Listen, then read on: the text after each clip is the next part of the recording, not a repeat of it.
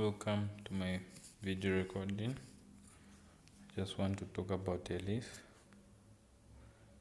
the types, the features, the parties or arrangements under a lease.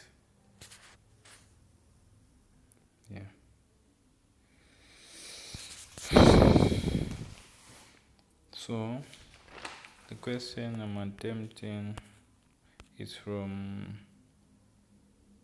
PF 424, Lease and Project Finance. Lease and Project Finance, June 2022. Question number 3. What is a lease? Explain and discuss in detail the main features, the main types and characteristics of leases and parties involved in all these situations.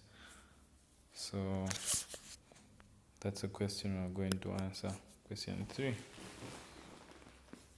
Okay.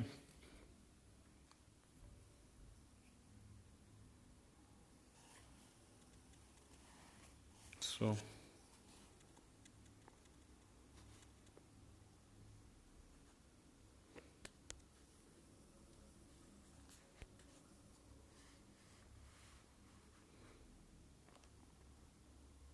this in the definition, I won't even explain so much, but I'm just giving some hints and some highlights of everything. So a lease is basically a contract where the owner of the asset, who we call the lessor. So the important thing in the definition is to talk about the lessor equals to the owner of asset.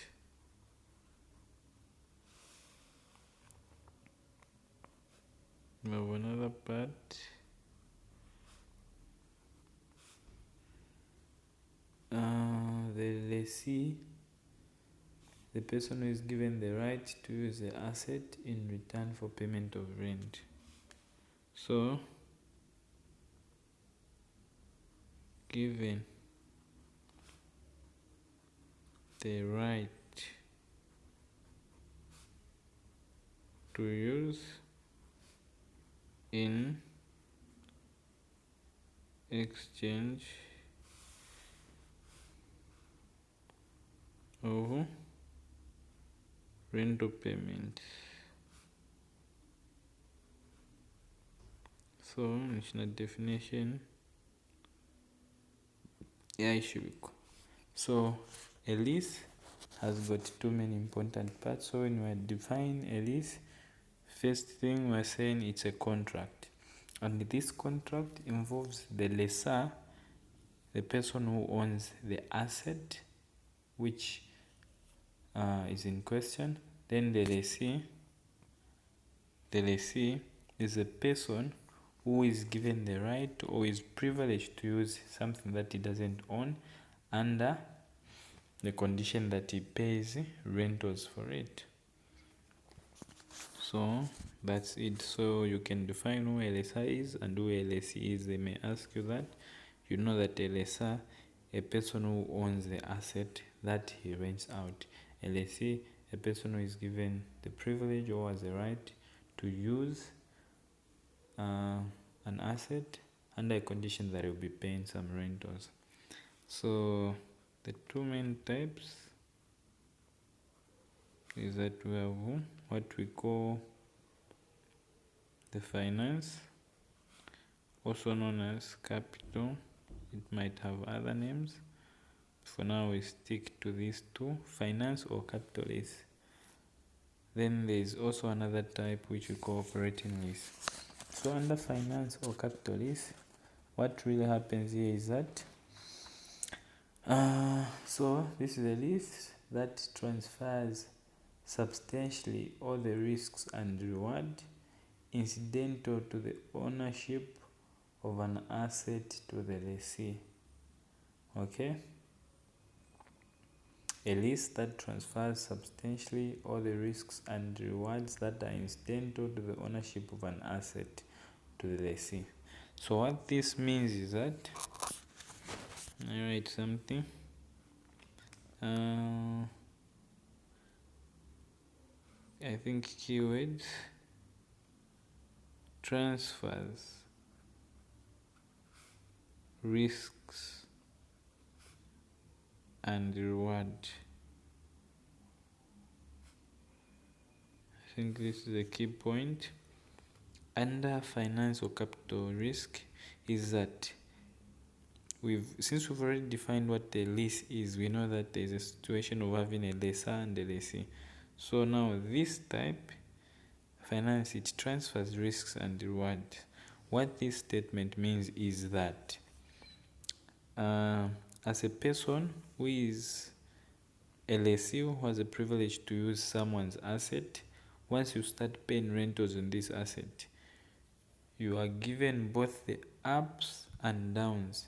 They are on you, meaning that if there's a breakdown of the asset you're using, you'll be the one to pay for the damage or anything else. But if the asset you're using increases in value, that's the benefit goes to you. So that's what this means. It transfers substantially all the risks and rewards that are incidental to the ownership of the asset to the lessee. So all the risks or all the rewards, they are on you. Another key thing when you are defining what a finance lease is, you should look at the period. So in short, I'm trying to define it in a way that it will differentiate it from the operating lease. We look at transferring of risk and reward. When we go to the operating lease, in short, I'm telling you now the difference between operating and finance lease. When you go to the operating lease, what happens is that it does not give the lessee all the benefits and risks that are associated with the asset. It might give some, but not all. Unlike in a finance lease, where it gives all the risks and rewards that are incidental to the ownership of an asset to the lessee. So every risk, every reward is transferred to the lessee. But under operation leasing, not all the risks and benefits that are incidental to the ownership of the asset are transferred to the lessee. So that's a difference. Another difference, we look at the period. The finance lease, a finance lease is longer in nature. In terms of period, is considered to be a longer term type of a contract, and so meaning that it can be 10 years, a number of years, 5 years, but an operating lease is considered to be a short term. It's considered to be relatively short term in length. Short term in length. It can run from a few months to maybe a year. So that's another major difference. Transfer of risk and rewards. In the other one, they transfer everything. Whereas in the other one, they do not transfer all the risks and the benefits. In terms of period, operating risk is said to be relatively short term in terms of length, whereas the other one is long term in nature. Another key thing, so these differences are now what you can use to define either finance lease or operating lease. Another thing that we might want to look at is the purchase option. Okay, so at the end of the period, after as a lessee you've leased an item, right?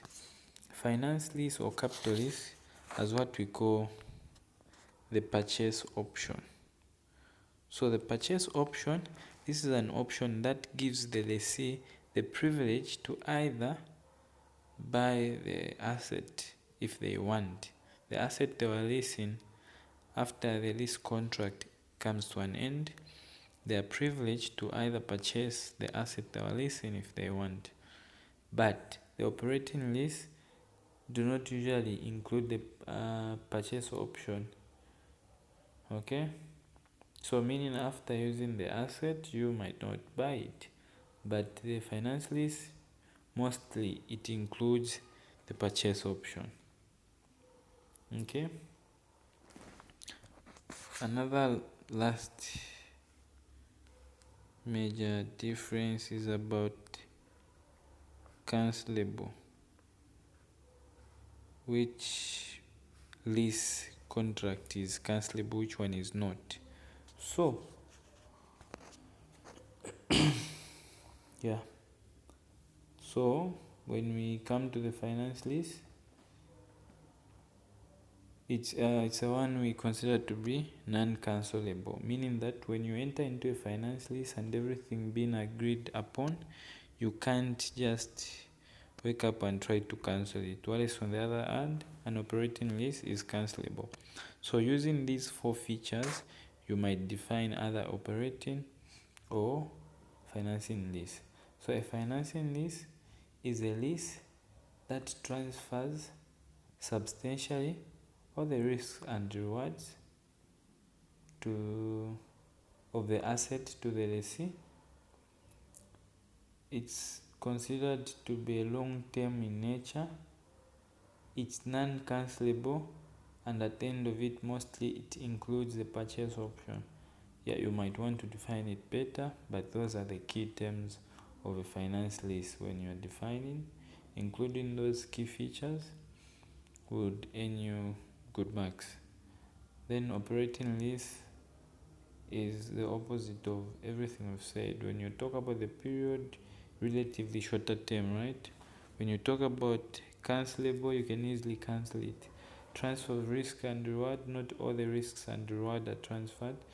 Most at the end of it does not include the purchase option. Yeah, that's what we can talk about. Okay, then features of the lease. This is the simplest part. Reason being, I remember a lease is a contract between a lessor, a person who owns the property, and a lessee, a person who is privileged to use that property in exchange of paying rent. So when you are talking about features, remember this is a contract. So there's someone who is paying, he's paying a certain amount. They will agree how long this thing is going to run. There's also the type of the asset that is in question. So when you're talking about the features, you basically focus on the things and whether they will agree to have a termination provision or not. So first thing, when you're talking about the features, you can talk about the parties of a lease contract. Parties of a contract, what we are simply talking about is the people involved. So in a lease contract, you have the lessor, the person who owns, and the lessee, the person who uses after paying rentals. So this is something you might not forget. Features, you talk about the people involved. Now once there are people involved, obviously they will have some terms and conditions to this lease, right? First thing, what's the property? So you can talk about another feature is the leased asset. So the leased asset, now in a lease contract, it specifies the asset that's been leased asset. So this is when in the contract the list item is what specified. So that's a feature.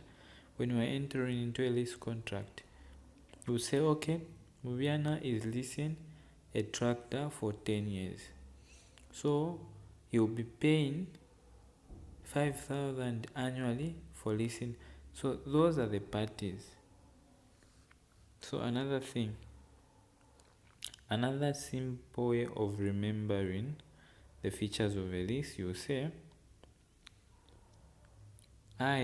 for example, this is just an example, right? Let's assume someone is agreeing through writing. For example, if it's me, I want to lease a tractor that I'll use at the farm, right? I'll say, I, Mubiana Mutare, as a lessee, here today. So already I've talked of myself as a lessee. That's parties of a lessee contract, right? Agree to lease a tractor. I've mentioned the leased asset, which I'm going to use for 10 years. I've talked about the lease term, how long something is going to take. So it's specifying the length of the time for which the lease contract is going to take. I, Mubiana, agreed to lease this tractor for 10 years, on which I'll be paying 10,000 annually. So lease term refers to how long, right? So I, Mubiana Mtale, lease this tractor for 10 years. So this is lease term. Features, remember, parties of a lease asset, you specify the name of the asset. Lease term, how long, or the period. I agreed to lease this for 10 years by paying 5,000 annually. That's a lease payment. How much you agree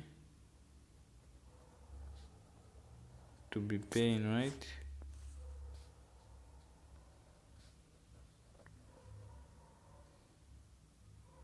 Then the other thing, the termination provision.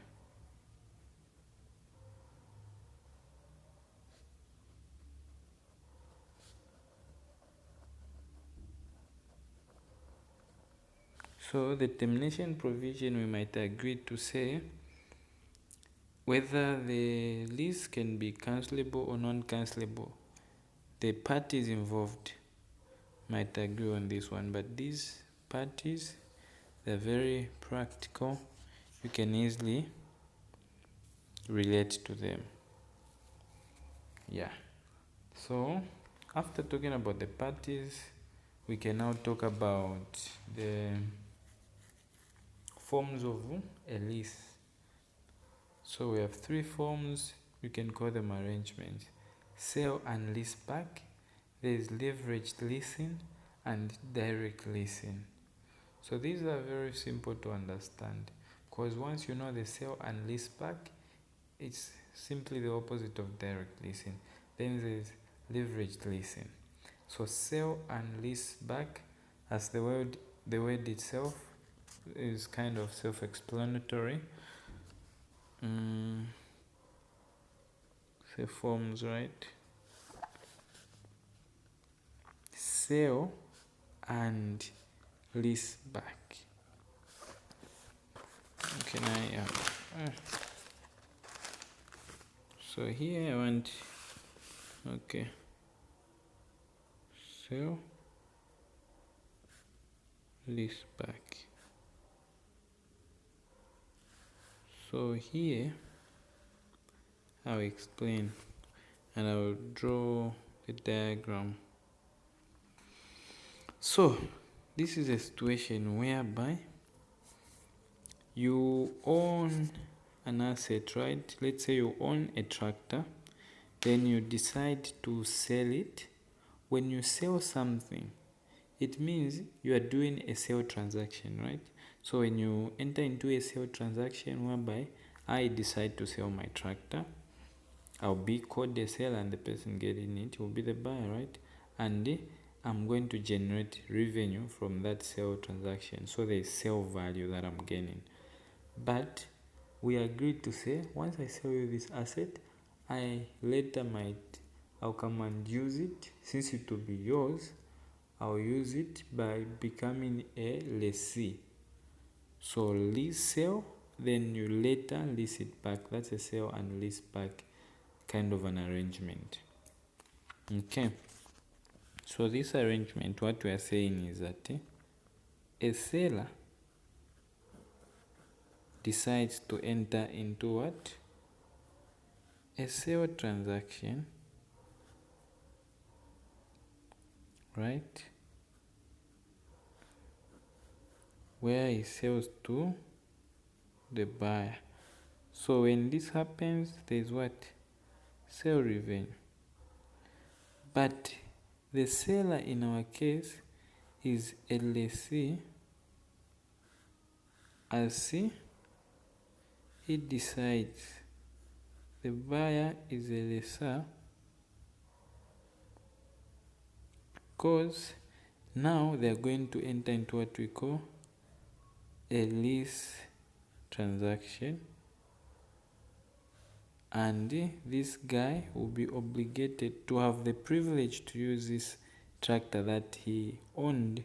He'll be paying rentals, right? He'll be paying rentals because this time now he no longer owns the tractor, but instead he sold it, had sale and revenue through sale transaction. This time he decides to enter on a lease transaction where he's paying rentals on the asset. So in our case, in a sale and lease back, the seller becomes the lessee. Okay. Another arrangement is leveraged leasing, right? So the key thing in this type of leasing is that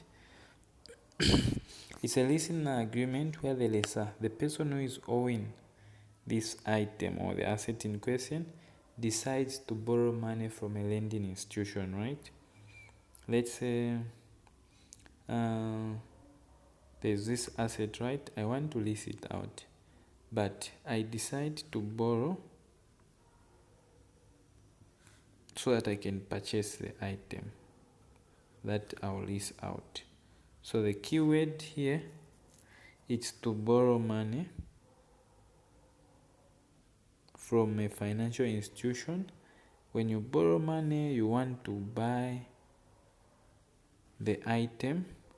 Then when you buy the item, you lease it out. So it's that thing whereby you yourself, you don't have money, but you decide to borrow and lease it out. So the necessary diagram that you might want to affiliate leveraged leasing is this one. So you are the lessor, right?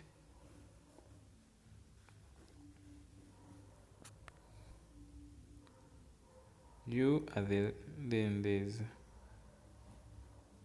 the lender here. Let's say, who might be the lender? The bank lends, financial institution lends to you.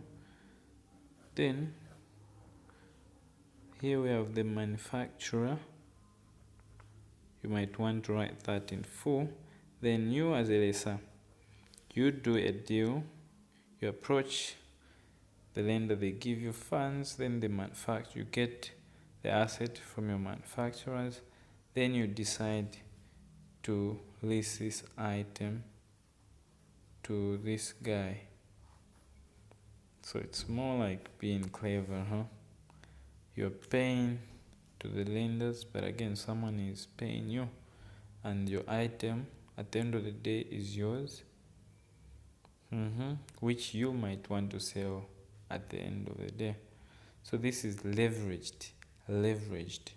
Hopefully you're a little bit familiar with the word leveraging. Yeah, so this is leveraged leasing. Then you just know this diagram, know the first one, the second one. Once you're explaining these arrangements, sell and lease back, the keyword is that you once owned this item, you decide to enter into a sale transaction, then you earn revenue. Later you lease the same item where you'll be paying rentals, and you enter into a lease transaction. Leveraged leasing You are just leasing an item to someone, but how do you do it? You decide to borrow money. When you borrow money, you use the funds to buy the item that you would love to lease out. Then now we have direct leasing. So here it's just direct. There are no situations of you trying to sell something and lease it from someone. Yeah, you just acquire the use of an asset which you did not own previously. So basically here, what we are saying is that LSR looks to lease an item that they've never owned before. So it's just you finding a new person who has that item. In short, you are not going out in the market to look for an item that you sold so that you can lease back. No. So direct leasing, the definition is a little bit the opposite of sell and lease back. So you are going out, you're not looking to lease an item that you previously owned. No. But you're just leasing directly. So the diagram that you might want to affiliate this direct leasing definition, it's so you are the lessor, right?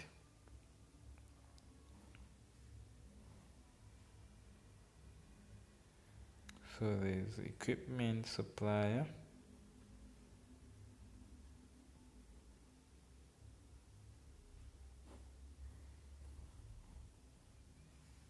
then there's